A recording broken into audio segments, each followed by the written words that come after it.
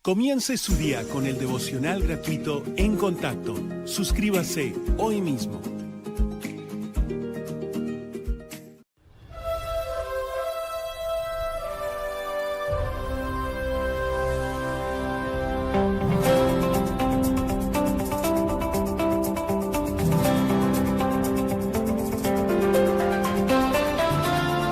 En Contacto con el Dr. Charles Stanley. Alcanzamos al mundo con el Evangelio de Jesucristo por medio de una enseñanza bíblica sólida. Hoy, en el programa En Contacto, ¿cómo meditar en la palabra de Dios? Antes de predicar el primer sermón de mi vida, recuerdo que mi madre vino a mi cuarto y dijo: quiero que leas un versículo que tengo para ti. Le dije: bien.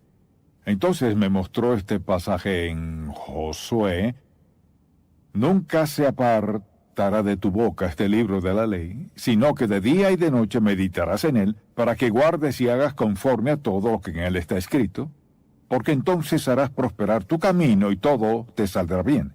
Mira que te mando, que te esfuerces y seas valiente. No temas ni desmayes, porque Jehová tu Dios estará contigo en donde quiera que vayas. Qué gran promesa fue esto para mí, porque fue en la iglesia donde nací. Ese es el peor lugar del mundo para que un joven empiece su ministerio, porque todos le conocen y saben todo lo bueno que ha hecho, también saben todas las travesuras que ha hecho, digámoslo así. Pero de algún modo recuerdo exactamente que estaba parado junto al poste de luz en la esquina y la iglesia estaba en la calle de enfrente, y abrí mi Biblia y volví a leer ese versículo. Mira que te mando que te esfuerces y seas valiente. No temas ni desmayes, porque Jehová tu Dios estará contigo en donde quiera que vayas. Y cuando subí, prediqué con todo mi corazón, como nunca en mi vida había predicado. Naturalmente, ese versículo pasa a ser muy valioso para mí, pero no mucho después de eso, poco tiempo después, hallé una palabra en el versículo 8 que dice: nunca se apartará de tu boca este libro de la ley, sino que meditarás en él de día y de noche. Y pensé: ¿qué es meditar? Ni tenía la idea de lo que era. Entonces pensé, lo buscaré para ver qué es.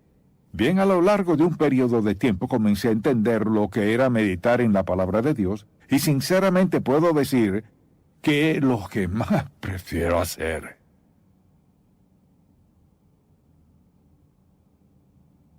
Es abrir la palabra de Dios y meditar un pasaje que Dios ponga en mi corazón, pues Él se vuelve tan real, y Dios revela su palabra frente a mí. Y creo que muchas personas leen la Biblia, oran, hablan con Dios, pero nunca piensan en meditar en el pasaje. Y lo que quisiera hacer en un pasaje en particular es darle una idea de cómo meditar en la palabra de Dios. Y una vez que comience, estará de acuerdo en que no solo basta con leerla. Mucha gente lee la Biblia, mucha gente ora, pero me temo que la mayoría no use ambas cosas. Es hablar con Dios, escucharlo, pero escucharlo mediante su palabra. Si quiero dirección clara, no me lo ingeniaré yo solo, sino que iré a su palabra y diré: Señor, muéstrame lo que estás tratando de decir. Y descubrirá esto, comenzaré a escuchar a Dios hablarle como no lo haría de ningún otro modo, porque leer la Biblia brevemente en camino a algún lado, eso no es meditar. Meditar significa más que simplemente leerla. Entonces, permítame decir, en primer lugar, implica varios aspectos. Si desea leer la palabra de Dios y obtener el mayor beneficio de ella, debe dejar de escuchar al mundo. Es decir, mire, no puede escuchar televisión y meditar en la palabra de Dios. No funciona de esa forma. Ni hablar por teléfono con amigos, ni con nadie más. Deja de escuchar al mundo y, naturalmente, ¿qué hace? Pasa tiempo a solas con Dios. Es usted y Dios a solas. Y luego lo que hace es enfocar su atención en un pasaje bíblico. Le pide a Dios que le hable a su corazón, que le muestre lo que está tratando de decirle, pero meditar no es algo que hagan todos en grupo. La meditación privada es algo que se hace entre usted y Dios. Esa es su conversación. Escucha a Dios, le habla a Dios, lee su palabra, ve lo que Dios está diciéndole. Y mire, hay una diferencia entre orar y leer la Biblia y solo orar. Orar, leyendo la Biblia, le da a Dios el privilegio de decirle algo que usted necesita escuchar. Entonces, al ver en este pasaje lo que Dios le dijo a Josué, de día y de noche meditarás en él, porque sabía que Josué necesitaba en lo profundo de su ser, de día y de noche meditarás en él. Lo que Dios le había dicho es que le acompañaría, que podía confiar en él, le llevaría, le daría guía y dirección para toda la nación de Israel. Quería que le llegara al corazón para que no pudiera olvidarlo. ¿No ha leído pasajes que quería grabar en su corazón para no olvidarlos, pues sabía en su corazón que Dios estaba tratando de decirle algo? Leer las Escrituras irreflexiblemente no es meditar. Se trata de leer la Escritura, hablar con Dios, escucharlo, todas esas tres cosas juntas. Y se requieren 4 cosas. Una de ellas es simplemente esta, de darle prioridad en su vida. Si usted no le da prioridad a meditar, no va a hacerlo. El diablo odia ver a los hijos de Dios meditando en la Biblia, porque sabe que al meditar en la palabra de Dios, la absorben en su espíritu, en su alma, y la meditación que recibimos de la palabra de Dios se convierte en una luz, en una visión que nos guía.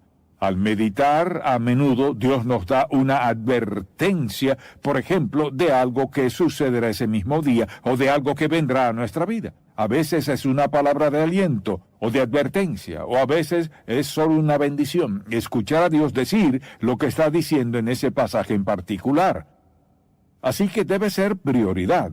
Luego, necesita un lugar. Si quiero meditar en la palabra, necesito un lugar donde encontrarme con Dios. Un lugar en su hogar que usted y el Señor puedan apartar para meditar.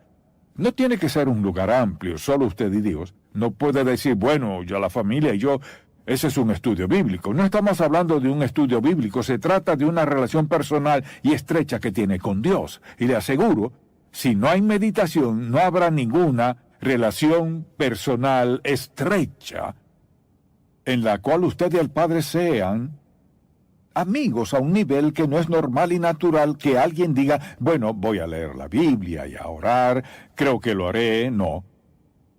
Es una prioridad. Necesita un lugar y necesita definir un propósito. Es decir, muchas personas leen la Biblia para poder decir que lo hacen, pero mi propósito para meditar es que quiero escuchar a Dios. Quiero que le hable a mi corazón. Quiero hablarle de tal modo que yo sepa que lo que escuché no fue algo que haya inventado yo, sino algo que me dijo Dios. Pídele al Señor que le muestre que, por ejemplo, si tiene alguna duda en su vida, qué hacer en ese momento, cómo llevar a cabo esto. Dios está más que dispuesto a darle dirección clara, pero toma tiempo a solas con Dios para concentrarse en su palabra. Por eso diré lo siguiente, no solo un propósito, sino un plan. Necesita un plan. Como dije, necesita un lugar, un tiempo que lo separa para dedicarle tiempo a Dios, para escucharlo y pedirle dirección en su vida. Y a veces al pedirle dirección en un aspecto de su vida, Dios le dará dirección en otro también. Y puedo decirle, personalmente es el tiempo más valioso de mi vida, leer la Biblia y saber que Dios Todopoderoso, el soberano del universo, quien lo creó todo, está dispuesto a hablarme personalmente mediante su palabra, y en todos los años que lo he escuchado, nunca me ha desorientado, ni ha dejado de cumplir su palabra. Entonces quisiera tomar un breve pasaje. Ahora, si vamos a la epístola de Santiago, tomaré ese breve pasaje y deseo que lo leamos juntos para decir, de esta forma meditaría en la palabra de Dios con un pasaje en particular, y no mencionaré todo lo que diría, pero tenemos suficiente tiempo para darle un ejemplo. Vayamos entonces a Santiago 1, versículo 1. Santiago, siervo de Dios y del Señor Jesucristo, a las 12 tribus que están en la dispersión, salud. Hermanos míos, tened por sumo gozo cuando os halléis en diversas pruebas, sabiendo que la prueba de vuestra fe produce paciencia, que tenga la paciencia su obra completa, para que seáis perfectos y cabales sin que os falte cosa alguna. Leí esos primeros 4 versículos y sé, en primer lugar, debo observar lo que dice. ¿Qué me dicen esos 4 versículos que el Señor me llevó a leer? ¿Qué está diciéndome? Bien, primero, identifica al autor Santiago, quizás el hermano de Jesús, siervo considerado, aquí siervo del Señor, siervo de Dios y del Señor Jesucristo. Luego a quién fue dirigida. Ahora escuche bien lo que voy a decir. Si me escucha, dígame. La Biblia no fue escrita para nosotros. Fue escrita a la gente de aquella época, fue escrita para ellos, pero también para nosotros. Dios sabía exactamente cuántas generaciones vivirían antes de la segunda venida de Cristo. Así que la escribió a ellos, pero para nosotros. Piensen cuán maravilloso es Dios que este libro, escrito para gente hace miles de años, sigue igual de vigente como si hubiese sido escrito ayer. Entonces dice, ahora, a las 12 tribus que están en la dispersión. Entonces podría decir, esto no tiene nada que ver conmigo porque fue escrito a ellos. No, fue escrito a ellos, pero para nosotros. Y esas 12 tribus, recuerda cuando Esteban fue apedreado hasta matarle, y la iglesia comenzó a dispersarse de Jerusalén, a ellos se dirige. Entonces, interpretación, ¿qué significa esto? Entonces dice, hermanos míos, tened por sumo gozo cuando os halléis en diversas pruebas. Pensaría, bueno, Señor, ¿sabes qué clase de prueba enfrentaré? No sé lo que me espera, pero tú lo sabes. Ahora, y todos hemos enfrentado cosas inesperadas. Entonces, ¿cómo reacciona al confrontarla? Dice sumo gozo. O sea, que no debo estar resentido, hostil. Señor, ¿por qué permites que pase esto en mi vida? Sino, Señor, ya que tienes el control de mi vida y soy tu hijo, y prometiste suplir mis necesidades y prometiste contestar mi oración, solo quiero darte gracias por lo que sea que mande. Quiero darte gracias porque sé que será para mi bien, por ser quien eres. Eres bueno. Prometiste suplir nuestras necesidades, alegrar el corazón. No prometiste que siempre sería fácil. Así que dice, tener por sumo gozo. Luego usa una palabra, note que dice, sabiendo. Ahora, ¿qué tiene eso que ver? O sea, sabiendo que la prueba de vuestra fe produce paciencia. Sabiendo, dice, puede estar confiado, puede saberlo, puede estar confiado y seguro de esto. Caminaré contigo en esto, te ayudaré, contestaré tu necesidad, contestaré tu oración. Sé lo que hay en tu corazón, sé cuál es tu necesidad, sé mejor de lo que piensas cuál es tu necesidad. Entonces dice, sabiendo que la prueba de vuestra fe produce paciencia. Y entonces, prueba de vuestra fe, ¿qué hace? Produce paciencia, nos fortalece, hace posible que estemos firmes en la tormenta. Entonces dice, hermanos míos, tened por sumo gozo cuando os halléis estas cosas, sabiendo que la prueba de vuestra fe produce paciencia. ¿Qué más produce paciencia? Cuando todo sale como queremos, eso no nos fortalece nada. Dios quiere que seamos fuertes. Quiere que podamos enfrentar dificultad, pruebas, tentaciones, todo.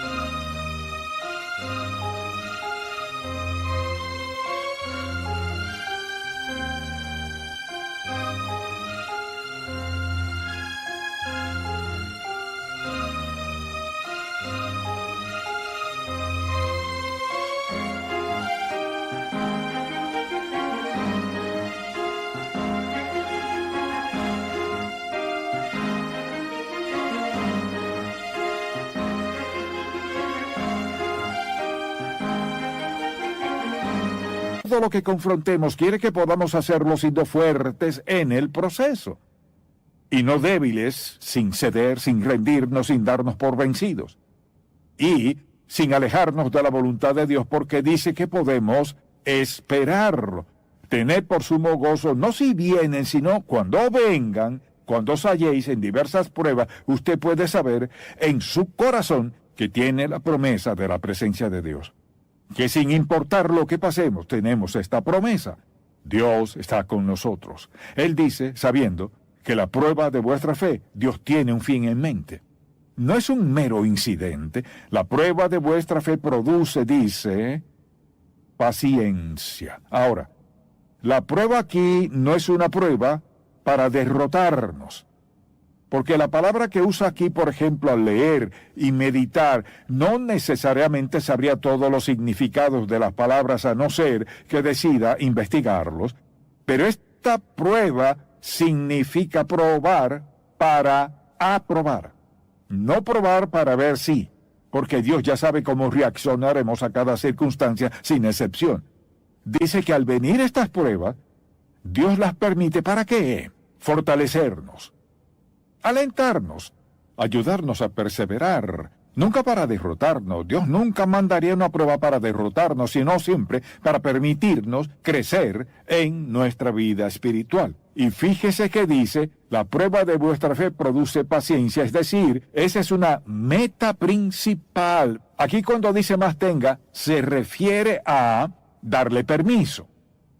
Al decir, más tenga la paciencia su obra completa, o sea, permita que Dios cumpla su meta real ahora. ¿Y cuál es su meta? Tenga la paciencia su obra completa para que seáis perfectos y cabales sin que os falte cosa alguna. Y con perfecto no quiere decir sin pecado, sino que Dios tiene algo en mente. Dice, mire, no trate de adelantársele a Dios. Saldré de esta situación como sea. Si no habla de darle tiempo a Dios y dejar, como dice, más tenga la paciencia su obra completa, que es el resultado de Dios. Si Dios permite que pase por alguna dificultad o prueba, y usted dice, está bien, Señor, quiero que logres lo que quieras, esto es lo que dice aquí, más tenga la paciencia su obra completa para que seáis perfectos.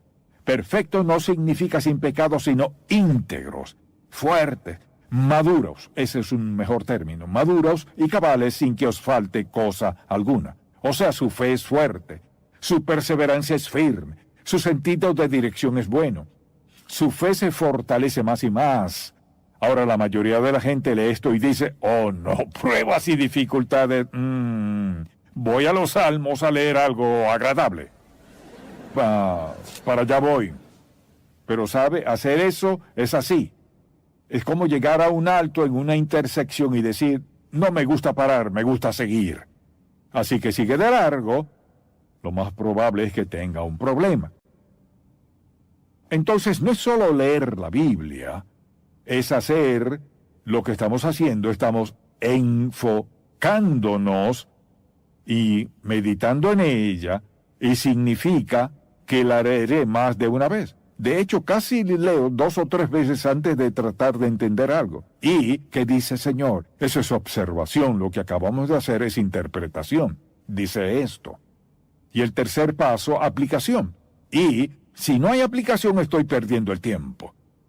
Entonces, en lugar de quejas, lamentos y reclamos, le preguntaré, Señor, ¿qué estás tratando de decirme y qué oportunidades vendrán? ¿Qué ves que viene a mi vida para lo cual estás? Cada uno logró algo que no podría resultar de nada fácil. Entonces, si quiere crecer espiritualmente, haga como Dios quiere. O sea, siga perseverando y véalo perfeccionar su fe. Y recuerde esto, lo que Dios permita es para su beneficio.